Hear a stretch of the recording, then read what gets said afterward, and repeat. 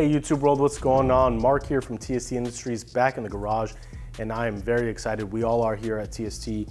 Finally, we've gotten our hands on the all new Aprilia RS 660. This has been a bike that has been in our view for a while now. Unfortunately, it's very hard to work with dealerships to get one of these for R&D. So we've been at the mercy of the market really, and finally we came across a few local riders who had a pair. They lent us one completely stock, and we've been able to get our hands on it and figure out just exactly how this bike works and what we can do to make it even better. And I have to say that we are really excited.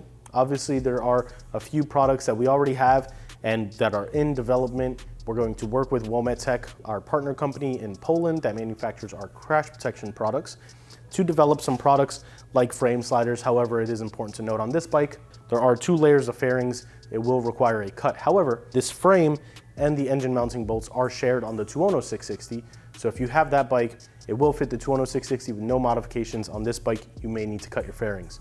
We'll get into that as time develops and we see just how this market is going to treat us. This is a new market for us really with Aprilia. We've never really gotten into it. We're super hardcore on the Japanese bikes, and we've dabbled a little bit with KTM and BMW and Ducati. This is the first Aprilia we've actually gotten in-house.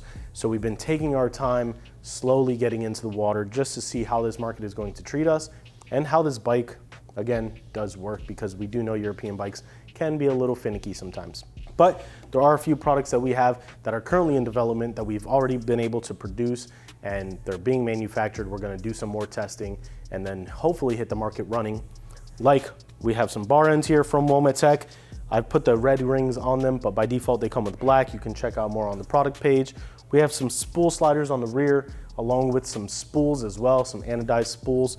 And we are going to work with Wometech to make some fork sliders. Now, when it comes to TST exclusive products that we make here under our brand name, you can imagine we are working on a fender eliminator. And on this bike, we have been working on an undertail closeout for this bike. If you know anything about what we do and the standard we live up to, this will be a completely seamless undertail closeout that is texture and color matched to the rest of the underside of the bike. It will plug the hole left behind from removing your OEM fender. That's something we actually have on the bike right now. We're gonna do a few tweaks to it. We've prototyped a bunch in-house with our 3D printers. And with that will come a true fender eliminator solution, not just an undertail closeout. You will be able to purchase that separately, but you can also have the ability to purchase a fender eliminator with that, which will include either a high mount option for a mounting bracket, which will mount in the stock location, an adjustable high mount, or, as everyone loves, the low mount option as well. So you can have the undertail closeout up top and have a low mount option down below. Another thing we are working on is our brake light modulator.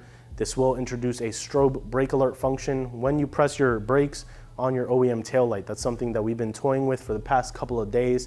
Our engineer team was really racking their brain over it. We found a solution, so I'm hoping we're able to bring that to the market sooner rather than later. Obviously, we can't do much with front signals, but if the demand calls for it, we can always revisit the drawing board and figure something out there.